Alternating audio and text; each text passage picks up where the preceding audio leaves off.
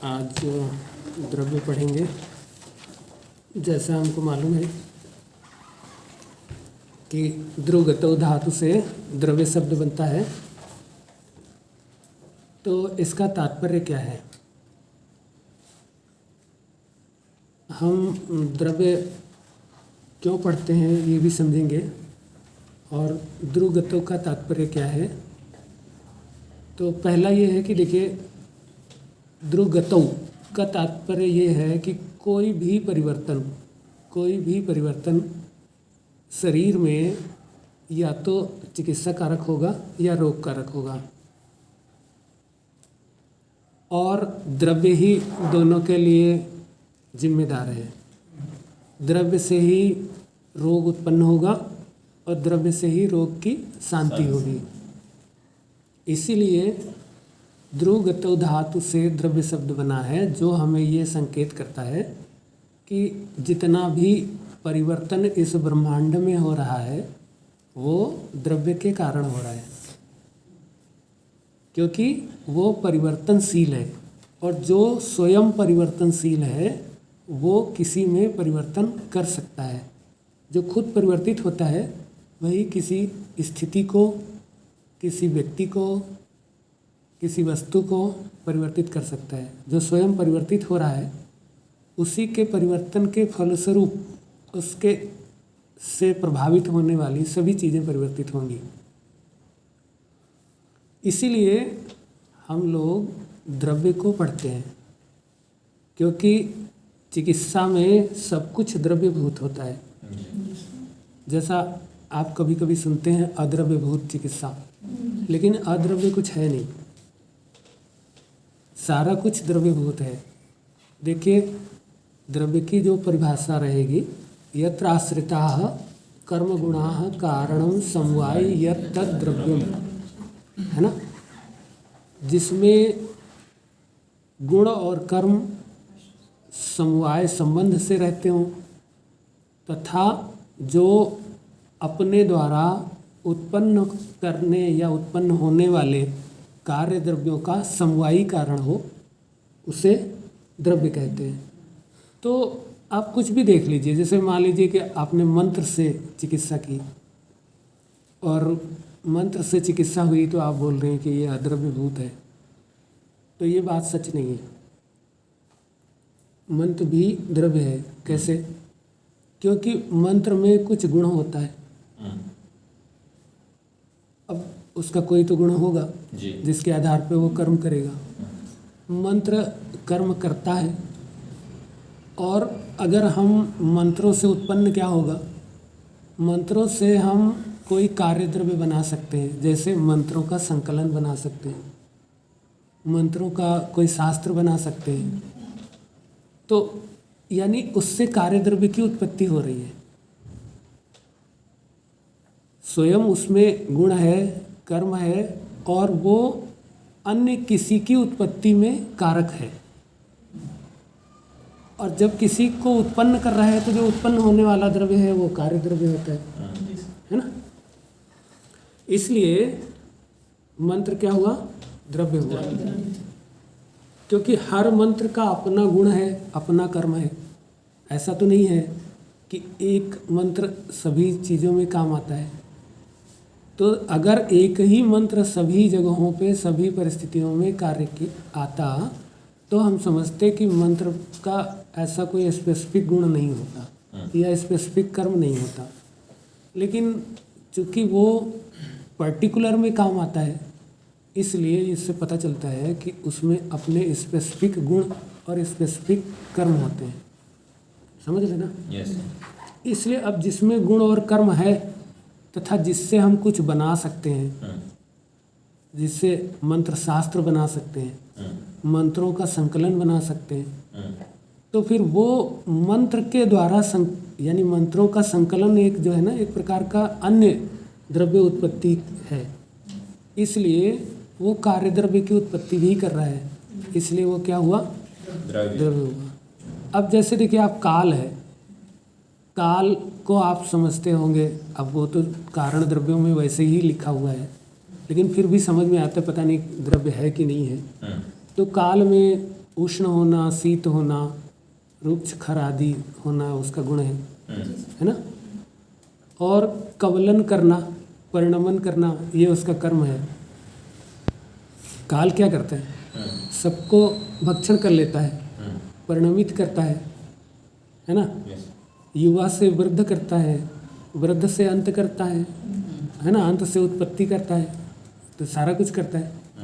इसलिए उसमें कर्म भी है। और वो वर्ष कारक है, संवत्सर कारक है ना, युग कारक है, युग की उत्पत्ति में कारण है। समझ में आ रहा है? तो यानी जो संवत्सर है वो काल का कार्य द्रव्य है। काल तो कारण है और संवत्सर उसका कार्य है कि नहीं? तो अब इससे पता चल जाता है कि काल भी द्रव्य है। क्लियर हो रहा है कि नहीं? ऐसे मन है तो मन एकत्वम च अणुत्वम च, दो गुणों मनसा स्मृता। मन के दो गुण हैं, एक होना और अणु होना, अति सूक्ष्म होना। इसके अलावा उसके कर्म है कि वो इंद्रियों से ज्ञान को या ज्ञान की प्राप्ति में सहयोग करता है ना। और वो ऊह्य करता है, विचार करता है, ध्येय करता है, ये सब उसके कर्म है कि नहीं? Yes sir. तो और फिर मन से क्या होता है? मनन करना, योग करना। जी सर। मन ही मनन करता है किसी चीज़ का, योग करता है। इसलिए मन क्या है? द्रव्य है। मन मनन करता है, और किसका मनन करता है? मंत्र का। इसीलिए मंत्र जो है उसका नाम पड़ा, क्योंकि वो मनन करने योग्य चीज़ है। तो इस तरीके से मन जो है वो हमारे बंध में और मोक्ष में कारण, बंधन का कारण है। तो यानी बंधन रूपी कार्य के लिए मन रूपी कारण आवश्यक है ना। तो कारण से कार्य की उत्पत्ति हो रही है। इसलिए अब ये बात पता चल गई कि मन भी द्रव्य है। ठीक है ना? Yes sir. तो हमने ये देखा कि सब कुछ द्रव्यभूत है। जो भी कुछ दिख रहा है, जो भी कुछ हम प्रयोग कर सकते हैं, वो द्रव्य का ही प्रयोग कर सकते हैं। तो इसीलिए आचार्यों ने लिख दिया। देखिए, अगर आप सोचें कि कहाँ पर वर्णन है, तो सबसे ज़्यादा द्रव्य का ही वर्णन शास्त्र में है। क्योंकि द्रव्य के आधार पे ही सारी चिकित्सा है। Yes sir. द्रव्य के ही आधार पे सारा निदान है कि अमुक अमुक द्रव्यों के सेवन से इस प्रकार का रोग उत्पन्न होता है ना। या इन द्रव्यों का पथ्य सेवन करना चाहिए और इन द्रव्यों के अपथ्य सेवन से बचना चाहिए, है ना। तो यानी द्रव्य सर्वत्र भरा पड़ा है। जैसे कोई पूछे कि भाई आयुर्वेद में द्रव्य का वर्णन, द्रव्य गुण का वर्णन कहाँ है, तो आपको चरक संहिता के सूत्र स्थान में अंतिम में ये बात बताई गई है ना। क्या लिखा है वहाँ पे? यत्र आश्रिताः नहीं अतश्च आयुष्यानि अनायुष्यानि च द्रव्यगुणकर्माणि यद्यपि स आयुर्वेदः। नहीं, ये तो ठीक है, वो आयुर्वेद को बताया, लेकिन उन्होंने कहा यही बात है, आयुष्याणि अनायुष्याणि च द्रव्य गुण कर्माणि, है ना। यानी द्रव्य गुण का वर्णन कहाँ होगा? जहाँ पे सारा कुछ अब पूरे शास्त्र में वर्णित है। तो अंत में पूछा गया कि साहब आपने पूरा एक आयुर्वेद शास्त्र को अष्टांग में बांट दिया जी, लेकिन वहाँ द्रव्य गुण का वर्णन अष्टांग में कहीं आया ही नहीं। तो बोले भाई बात यह है कि द्रव्य गुण सर्वत्र व्याप्त है, क्योंकि वो आयुष्य रूप में या अनायुष्य रूप में, है ना। आयु के लिए हितकर या आयु के लिए अहितकर जो भी द्रव्य गुण कर्म, ये तो सब जगह वर्णित होंगे। अगर कहीं पे प्रधान रूप से हितकर वर्णित होंगे, कहीं पे प्रधान रूप से अहितकर वर्णित होंगे। जैसे अगर आप निदान विभाग जाएं, रोग निदान विकृति विज्ञान, तो वहाँ पे सबसे पहले या प्रधान रूप से क्या वर्णित होगा? अहितकर।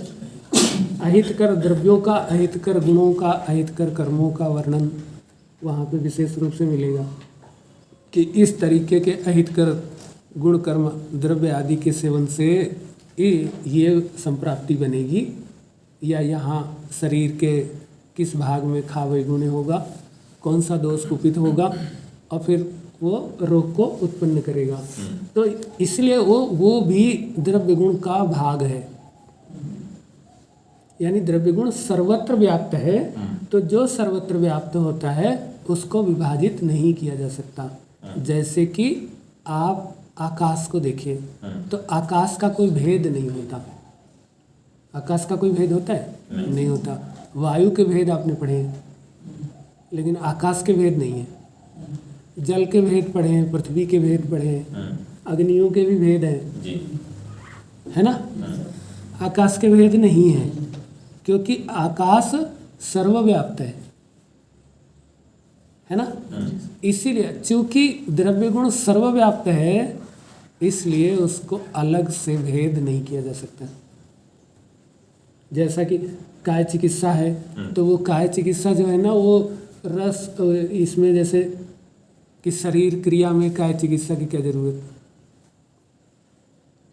शरीर रचना में काय चिकित्सा की जरूरत नहीं है। जब आप शरीर रचना पढ़ रहे हैं तो आप उसमें काय चिकित्सा की आपको कोई ज़रूरत नहीं है ना जी। लेकिन द्रव्य की ज़रूरत आपको रचना में भी पड़ेगी, क्रिया में भी पड़ेगी, कि किस प्रकार के द्रव्य सेवन किए जाएं तो कैसा शरीर का निर्माण होगा, या कैसे शरीर स्वस्थ या प्राकृतिक क्रियाओं के साथ बना रहेगा। यानी शारीरिक क्रियाएं जो प्राकृत होती हैं वो कैसे चलती रहे, वही तो शरीर क्रिया का काम है। यस। है ना, कि सारे दोष धातु मल अपने अपने प्रमाण में रहें। ठीक है कि नहीं। तो ये बात, इसलिए द्रव्य तो सर्वत्र व्याप्त है, द्रव्य गुण विज्ञान जो है वो सर्वत्र व्याप्त है, लेकिन बाकी कोई चीज़ ऐसी नहीं है जो सर्वत्र व्याप्त हो, यस, है ना। ये आप अंतर समझ लीजिए। तो इसीलिए उन्होंने अंत में जब बार बार पूछा आत्रेय जी से, अग्निवेश जी ने, कि प्रभु हम तो किसी विभाग में जाते हैं तो सब लोग बोलते हैं तुम्हारा तो कोई हो ही नहीं है, अष्टांग में तुम हो ही नहीं। बोले हमारे बिना तो बता देना कि हमारे बिना अष्टांग बनता ही नहीं है। 8 अंगों में द्रव्य चाहिए, ठीक है ना।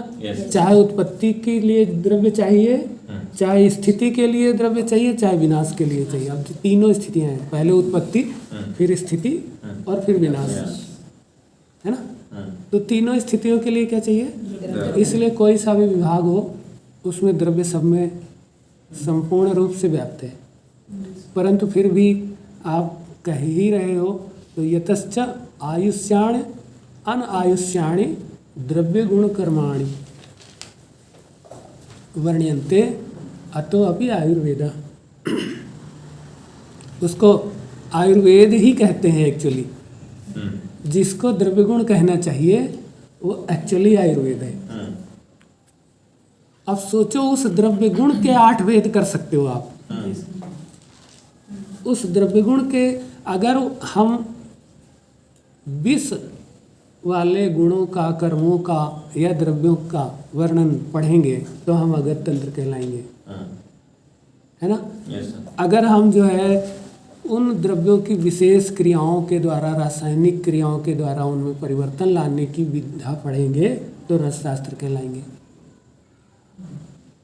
द्रव्यों में हम जब रासायनिक परिवर्तन करके, है ना, उनके केमिकल चेंज करके हम कुछ बना रहे होते हैं तो वो विभाग कहलाता है रसशास्त्र। ठीक है कि नहीं। जब हम उन द्रव्यों की युक्ति पूर्वक व्यवस्था कर रहे होते हैं तो वो काय चिकित्सा हो जाता है, द्रव्य गुण कर्मों की, है ना। उसी में अगर हम शल्य से रिलेटेड शस्त्र क्रियाओं में उन द्रव्यों का प्रयोग, जैसे देखिए द्रव्य से ही तो हम कुछ बनाते, शस्त्र भी द्रव्य से बनाते, यंत्र उपकरण जो भी बनाएंगे किससे बनेंगे, द्रव्य ही होगा। और किस जगह शस्त्र कर्म करना है, अग्नि कर्म करना है तो किस प्रकार का द्रव्य चयन करना है, कैसी सलाका चाहिए, किस द्रव्य की चाहिए। अग्नि कर्म करने के लिए अलग अलग सलाकाएं हैं, ठीक है ना। ऐसन कर्म करने के लिए अलग अलग सलाका है कि नहीं। यस। तो ऐसे ही छेदन भेदन आदि जितने भी कर्म हैं उनके लिए अलग अलग द्रव्यों की हम सूची बनाते हैं या शस्त्र बनाते हैं, तो वो डिपेंड किस पे कर रहा है? द्रव्य पे कर रहे हैं। अगर द्रव्य नहीं होता तो आप ना सर्जरी कर सकते हैं और न सर्जरी से उत्पन्न किसी भी प्रकार की परिस्थिति को आप ठीक कर सकते हैं। शल्य वाला कैसे सर्जरी करेगा? हाथ से तो होती नहीं सर्जरी। हाथ में कोई शस्त्र यंत्र उपकरण कुछ तो चाहिए, है ना? और सूचरिंग किससे करेगा? द्रव्य से करेगा। किससे करेगा, है ना? और दवा देगा तो द्रव्य ही होगा कुछ, ठीक है ना? तो हम तो सब जगह व्याप्त हैं, लेकिन अगर कोई कहे कि द्रव्य गुण में शल्य व्याप्त है तो कहाँ से व्याप्त होगा, है ना? अब बाल रोग में जाएंगे तो जब हम बालकों के लिए हितकर द्रव्य कौन से हैं, कर्म कौन से हैं, गुण कौन से हैं, ऐसी चर्चा जब हम स्पेसिफिक ऐसे द्रव्यों को, ऐसे गुणों को, ऐसे कर्मों को जो बालकों की चर्या के लिए हितकर होंगे, तब हम उसको बाल रोग या पीडियाट्रिक्स कहेंगे। लेकिन वहाँ भी द्रव्य होंगे। आप समझ पा रहे हैं? Yes. पहले आप समझ लीजिए कि आप जो है सबसे महान विषय में है। अच्छा, इसमें ये नहीं कि हर आदमी अपने को मतलब जैसे कहते हैं ना कि भाई हर आदमी तो अपने अपने को अच्छा ही बताता है। अच्छा बता सकता है मगर उसकी लिमिट है। हम लिमिटलेस हैं। वो पीडिया में अच्छा कुछ भी बता सकता है कि भाई बालक ही नहीं होगा तो लोग कहाँ से आएंगे, लोग नहीं आएंगे तो चिकित्सा किसकी करोगे, है ना? तो द्रव्य होगा तो बालक होगा ही होगा। द्रव्य होगा तो उत्पत्ति तो होनी है, द्रव्य से कुछ ना कुछ तो सृष्टि होनी है ना। तो बालक नहीं बनेगा तो बंदर बनेगा, बंदर नहीं बनेगा तो गाय बनेगी, गाय नहीं तो पेड़ बनेगा, कुछ तो बनेगा ना। तो हम उसकी चिकित्सा करेंगे, उसको भी तो रोग होंगे। भाई हमारे शास्त्र में सभी जीवों की चिकित्सा लिखी हुई है ना, केवल मनुष्यों की चिकित्सा थोड़ी लिखी है। तो आप ज़्यादा से ज़्यादा यही तो कह सकते हो ना कि भाई बालक नहीं होंगे, चलो ठीक है, तो पेड़ों को तो रोग लगेगा ना, वहाँ पीडियाट्रिक्स थोड़ा ही है। एनिमल्स को तो रोग होंगे ना, उनके रोगों का हरण किया जाएगा, लेकिन वो भी द्रव्य के द्वारा होगा। वहाँ श्रेष्ठ आप इससे आगे जा ही नहीं सकते, ठीक है जी। ऐसे जितने भी विभाग हैं, रचना करनी है तो द्रव्य लगेगा तभी रचना होगी। बनी हुई रचना को यथावत बनाए रखना है तो भी द्रव्य लगेगा, है ना?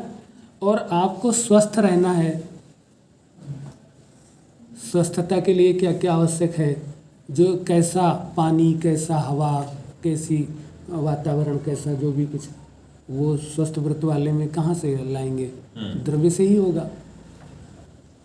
अब सोचो इतना महान विषय है आपका, यदि आप द्रव्य को कायदे से पढ़ ले तो आप समझ लीजिए आप सब चीज़ों को हैंडल कर सकते हैं।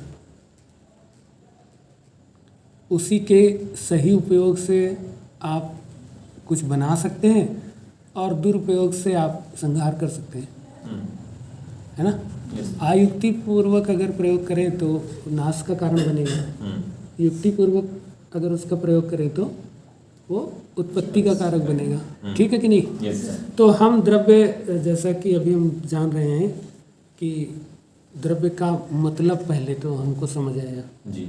कि द्रव्य जो है, इसलिए हम पढ़ते हैं कि सारा कुछ चिकित्सा जो है वो परिवर्तन ही है। जैसे पहले दोषों की कहीं वृद्धि होती है, कहीं क्षय होता है, तभी तो रोग होता है, है ना? या दोषों के गुणों में परिवर्तन आता है। देखिए, दोषों के मात्रा में परिवर्तन हो सकता है या गुणों में परिवर्तन हो सकता है। तो मात्रात्मक वृद्धि या क्षय हुआ तो भी रोग होगा, और गुणात्मक वृद्धि या क्षय हुआ तो भी रोग होगा। तो हमको इसी जो परिवर्तन हो गया, जो सामान्य स्थिति से वृद्धि हुई या क्षय हुआ, ये क्या हुआ? परिवर्तन। इसको हम द्रव्य के द्वारा, क्योंकि द्रव्य क्या है? परिवर्तन कारक है, तो वृद्धि को पुनः क्षीणता की तरफ ले जाएंगे और क्षीणता को पुनः वृद्धि की तरफ ले जाएंगे, यानी फिर से परिवर्तित करेंगे, बिल्कुल। है ना। जी सर। तो परिवर्तन करने का काम द्रव्य ही करेगा, इसलिए हम द्रव्य को पढ़ते हैं। आपसे कोई पूछे कि आप द्रव्य क्यों पढ़ते हैं, तो आप बता सकते हैं कि द्रव्य किसको कहेंगे पहले, जिसमें नित्य प्रति सतत परिवर्तन की क्रिया जारी रहे, वो द्रव्य है। जैसे आप मैटर पढ़े थे कि जिसमें द्रव्यमान हो, जो वॉल्यूम हो जिसमें कुछ, वो हुआ द्रव्य, लेकिन वो द्रव्य नहीं है, वो आधी बात है। ऐसा जरूरी नहीं है कि उसमें मास हो। अब आकाश में तो मास नहीं होता, नहीं। वायु में मास होता है, नहीं होता, लेकिन वो द्रव्य है ना। काल में मास नहीं होता, लेकिन वो द्रव्य है। इसलिए आप सोचिए, जो विज्ञान अभी जिसको आप विज्ञान समझते, उससे कई गुना आगे की जानकारी आपके शास्त्र में वर्णित। तो उन्होंने कहा कि प्रभु ऐसी कोई यूनिवर्सल आप परिभाषा बताएं द्रव्य की जो कहीं कटती ना हो। तो बोले वो क्या है, जो सतत परिवर्तनशील है वही द्रव्य है। अब आप किसी को भी देख लीजिए, काल भी परिवर्तनशील है, मन भी परिवर्तनशील है ना। मन में परिवर्तन होता है कि नहीं? Yes. आत्मा भी परिवर्तनशील है, एक स्थान से दूसरे स्थान, एक शरीर से दूसरे शरीर जाती है कि नहीं जाती? Yes. हाँ, ऐसे ही आकाश में भी परिवर्तन होता है। आकाश में परिवर्तन होता है तभी तो वायु बनती है ना। Yes. वायु में परिवर्तन होता है तभी अग्नि बनती है। वायु तो खुद ही परिवर्तन के लिए जिम्मेदार होती है, सब जगह गति कराने का काम करती है। तो द्रव्य क्या है, जो अभी ये बात समझ में आ गई कि नित्य प्रति कभी रुके ना, उसमें परिवर्तन होते रहना चाहिए। अब परिवर्तन अल्प हो रहा हो या अधिक हो रहा हो, ये अलग बात है। इसी बात को, इसको पार्शियली पकड़ा मॉडर्न वालों ने, उसी को उन्होंने रेडियो एक्टिविटी कह दी। कि रेडियो एक्टिविटी में क्या होता है कि कोई अगर रेडियो एक्टिव कंपाउंड है तो उसका वो मास क्षय होता रहता है ना। कुछ समय के बाद वो आधा रह जाता है, फिर उसका भी आधा हो जाता है, फिर ऐसे करके उनको वहाँ पकड़ में आई ये बात कि अच्छा परिवर्तन होता है। लेकिन परिवर्तन का मतलब ये जरूरी नहीं है कि क्षय ही हो, चेंज होना, कुछ भी चेंज हो, चाहे स्वरूप चेंज हो, चाहे आकृति चेंज हो, चाहे स्थान चेंज हो, है ना। कुछ भी चेंज हो, चाहे उसका बल चेंज हो, चाहे कुछ भी चेंज हो, मास चेंज हो, चाहे गति चेंज हो, चाहे जो चेंज हो, परिवर्तन जरूरी है। अगर परिवर्तन हो रहा है तो वो क्या है ना। तो द्रव्य की यूनिवर्सल डेफिनेशन है परिवर्तनशील होना, और वो भी सतत। सतत यानी कि ऐसा नहीं कि कुछ समय परिवर्तित होता है फिर कुछ समय के बाद नहीं होता, या फिर कुछ समय ज़्यादा होता है कुछ समय कम होता है, ऐसा नहीं। परिवर्तन जो है सतत होना चाहिए, है ना। तो सतत परिवर्तनशील जो भी है उसे हम क्या कहेंगे, द्रव्य कहेंगे। इसीलिए जितने ये ब्रह्मांड में जितने ग्रह हैं, उपग्रह हैं, ये सभी द्रव्य हैं। आप देखिए, आपका जैसे पृथ्वी ग्रह है, अब ये परिवर्तनशील है। पृथ्वी एक जगह स्थिर है नहीं है, सतत परिवर्तन जारी है। अब परिवर्तन का मतलब हमने बताया ना कि उसका कुछ भी स्थान परिवर्तन हो तो भी परिवर्तन, उसका रूप परिवर्तित हो रहा है तो भी परिवर्तन, उसका आकार परिवर्तित हो रहा है तो भी परिवर्तन, उसकी आकृति बदल रही तो भी परिवर्तन, है ना। यानी कुछ भी बदले तो वो परिवर्तन ही कहलाएगा। उसमें क्षय हो रहा है या क्षय हो रहा है तो भी परिवर्तन। समझ में आए? तो जहां भी कोई चेंज हो रहा है वो द्रव्य है। अब आप देख लीजिए, इस ब्रह्मांड में कोई अद्रव्य भूत कुछ दिख रहा हो तो बता दीजिए, क्योंकि जिसमें परिवर्तन होगा वो क्या होगा, द्रव्य होगा। तो ऐसी कोई चीज दिख रही है जिसमें परिवर्तन ना होता हो? कि जो भी जिसमें भी किसी भी प्रकार का कोई सा भी परिवर्तन होता है। अब आप जैसे कहें कि भाई मान लो मेटल्स हैं, तो क्या इनमें परिवर्तन नहीं होता? होता है, इसलिए ये भी द्रव्य है। तो इसीलिए हम द्रव्य पढ़ते हैं शास्त्र में, आयुर्वेद में हम इसीलिए द्रव्य पहले पढ़ते हैं, क्योंकि सारा कुछ चिकित्सा वो परिवर्तन पर आधारित है। और परिवर्तन द्रव्य का लक्षण है, इसलिए हमको द्रव्य पढ़ना पड़ेगा। अब किस द्रव्य से कैसा परिवर्तन आता है, ये पढ़ना चिकित्सा का विषय है। परिवर्तन तो होता है, यस सर, लेकिन उससे किस प्रकार का परिवर्तन होता है, क्या परिवर्तित होता है, गति परिवर्तित होती है कि स्वरूप परिवर्तित होता है कि आकार परिवर्तित होता है कि मात्रा परिवर्तित हो जाती है कि नहीं। यस, इसीलिए वो परिवर्तन को हम दो तरीके से पढ़ते हैं, एक सामान्य सिद्धांत से और एक विशेष सिद्धांत से, है ना। सामान्य परिवर्तन के लिए यानी जब हमको वृद्धि करनी हो तो सामान्य सिद्धांत से परिवर्तन का अध्ययन करेंगे। वो अद्रव्यभूत चिकित्सा में मणिमंगल होम वो किस आधार पर वो बोलते हैं, जैसे कहते हैं ना कि घी से जल गए, तो घी से कौन जलता है? घी से कोई जलेगा? अग्नि से ही जला, लेकिन घी में जो अग्नि है उससे जल गए, लेकिन कहते घी से जलते हैं। तो वो अब आप सोचो, मणि तो खुद ही द्रव्य है ना, तो फिर वो अद्रव्य कैसे हुआ? अद्रव्य नहीं है, वो एक लाक्षणिक उसमें कह देते हैं। उनका एक तात्पर्य अर्थ होता है कि भाई जिस चीज़ को हम खाते हैं या लगाते हैं वो द्रव्य, और जिसको खाएं लगाए ना ऐसे ही दूर से ही कुछ हो जाए उसको कहते हैं द्रव्य। तो वो खाली तात्पर्य अर्थ में है। चाहे जैसी चिकित्सा करो आप, उसमें क्या हुआ? परिवर्तन। तो परिवर्तन तो द्रव्य के कारण ही आएगा। अब द्रव्य उसमें भले आपने मंत्र का प्रयोग किया या शब्दों का प्रयोग किया या किसी चीज़ का प्रयोग किया ना, आप त्रासन किए, ताड़न किए, कुछ भी किए, तो किसी चीज़ वो द्रव्य का ही प्रयोग किए, भले वहाँ से परिवर्तन आ गया। वहाँ पे त्रास दिए तो कोई परिवर्तन आ गया, ताड़न किए तो कोई परिवर्तन आ गया, है ना, या मंत्र बोले तो कोई परिवर्तन आ गया। तो मंत्र जिससे परिवर्तन होता है वो द्रव्य होता है। यही तो पढ़ाना है, नहीं तो किताब पढ़ के तुम अगर सीख जाओ तब तो फिर हो गया ना तुम्हारा काम। आप कुछ भी बिना द्रव्य के कर ही नहीं सकते, इसीलिए सारा कुछ द्रव्य पे आधारित है। और इसीलिए आपको द्रव्य सर्वप्रथम, आप शास्त्र में सभी द्रव्यों का वर्णन है कि ये द्रव्य ऐसे रस वाला है, ऐसे गुण वाला है, ऐसे वीर्य वाला है, ऐसे विपाक वाला है, जो भी कुछ है ना, ऐसे कर्म वाला है।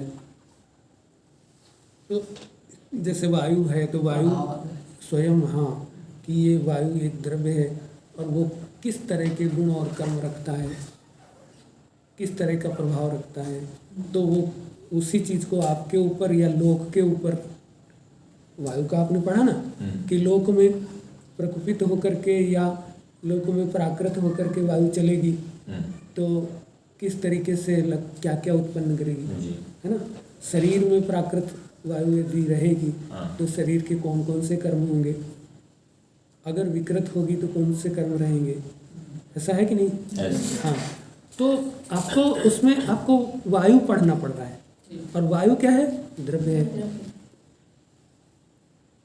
तो आप जब द्रव्य पढ़ लेंगे, द्रव्य जान लेंगे, तो द्रव्य का प्रयोग जो है वो सामान्य और विशेष सिद्धांत के आधार पर करते हैं।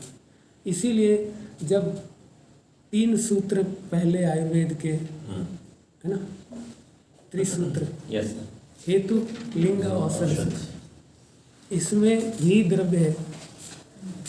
हेतु भी द्रव्य है ना, लिंग भी द्रव्य है और औषध भी द्रव्य है। क्योंकि लिंग भी द्रव्य क्यों है? कि वो भी परिवर्तित होते रहते हैं। हम्म, अभी एक्यूट फीवर है, फिर कह रहे हो क्रॉनिक फीवर है, तो बदल गया। अब एक्यूट के और क्रॉनिक के लक्षण एक जैसे तो होंगे नहीं, बदल जाएंगे, नहीं बदलेंगे। yes, हाँ, तो देख लीजिए, और औषध तो द्रव्य होते ही है। फिर इसी को उन्होंने कहा कि फिर जानेंगे कैसे, तो उन्होंने 3 को फिर आगे 6, है ना, yes, क्या बताया, सामान्य विशेष, हाँ, समवाय और द्रव्य गुण कर्म, 6 बताया कि नहीं? Yes. इसी को भरद्वाज जी ने 6 कर दिया फटाफट, और छोटा सूक्ष्मता में ले गए। देखिए, सामान्य विशेष तो द्रव्य के लिए है, तो द्रव्य की 3 परिस्थितियां, द्रव्य स्वयं एज ए होल, या फिर उसका गुण, या फिर उसके कर्म, और फिर उनको सामान्य तरीके से प्रयोग करना, विशेष तरीके से, है ना। और फिर समवाय, उसमें कि भाई द्रव्य का या गुण का या कर्म का किससे समवाय संबंध है, हाँ, कहाँ समवाय संबंध इसका कैसे बनाया जाए, हाँ, है ना। yes, तो सारा कुछ द्रव्य के लिए ही है। अब ये चीज़ जो है आपको हम लोग आगे डिटेल में पढ़ेंगे कि द्रव्य की जो ऐसे जब भी पढ़ते आए हैं कि भाई द्रव्य का वर्गीकरण क्या है, द्रव्य के प्रकार कितने हैं, है ना। तो आपको मालूम है कारण द्रव्य केवल 9 है, लेकिन कार्य द्रव्य अपरिसंख्य है ना, उनकी कोई संख्या नहीं है। और कारण द्रव्य में भी जो आचार्यों ने कहा है वो केवल आयुर्वेद के लिए कहा है, हाँ, वास्तव में ऐसा नहीं है। यहाँ भी बहुत सारी चीज़ें ऐसी होती हैं जो हम ऐसा कहेंगे, ऐसा मान के चलते हैं, बाकी फिलॉसफी में दर्शन शास्त्र के अनुसार वो बात गलत है। अब कैसे? इसी बात को सुश्रुत ने कह दिया। सुश्रुत में ये बात कही गई है, धन्वंतरी जी ने कहा कि देखिए आप गलत मत समझ लेना कि इन्हीं 9 कारण द्रव्यों से सब कुछ उत्पन्न हुआ है, ऐसा हम लोग जानते हैं, लेकिन ये बात सच नहीं है। तो इसको धन्वंतरी जी ने कहा भूतेभ्यो हि परम यस्मात् नास्ति चिंता चिकित्सते। yes, भूतेभ्यो हि परम यस्मात् नास्ति चिंता चिकित्सते। इसका मीनिंग आप लोग जानते हो क्या है? भूतेभ्यो हि परम यस्मात् नास्ति चिंता चिकित्सते। आचार्य कह रहे हैं, अब पहले इसका मीनिंग है ना, भूतेभ्यो हि परम यस्मात् नास्ति चिंता चिकित्सते। भूतेभ्यो हि परम माने होता है सूक्ष्म। भूतों से जो चीज़ सूक्ष्म है या जो चीज़ श्रेष्ठ है वो चिकित्सा का विषय नहीं है। नास्ति उसका चिंतन चिकित्सा विज्ञान में नहीं किया जाता है। भूतों तक ही चिंतन का कार्य चिकित्सा के विज्ञान में किया जाता है। हाँ, अब कुछ समझ में आया तुमको? yes, yes, यानी भूत से चिंतन का कार्य चिकित्सा में शुरू किया जाता है। भूत से आगे वाला, भूत से महाभूत, उस पर चिंता होगी, और फिर महाभूतों से 5 भौतिक द्रव्य, फिर उस पर चिंता आप कर सकते हैं, और उनसे होने वाले कार्य वगैरह पे आप चिंता कर सकते हैं। लेकिन भूत से जो परम है, भूत से जो श्रेष्ठ है, भूत से जो सूक्ष्म है, वो दर्शन शास्त्र का चिंत्य विषय है, आयुर्वेद का चिंत्य विषय नहीं है, चिकित्सा का चिंत्य विषय वो नहीं है। नास्ति चिंता चिकित्सते। जो भूतों से सूक्ष्म है, भूतों से क्या सूक्ष्म है? अहंकार, 3 प्रकार का अहंकार है ना। उससे भी सूक्ष्म क्या है? महान। महान से भी सूक्ष्म क्या है? अव्यक्त। ये सारा किसका चिंतनीय विषय है? दर्शन शास्त्र का। अब देख लीजिए, ये आयुर्वेद की ये लाइन में लिखा हुआ है।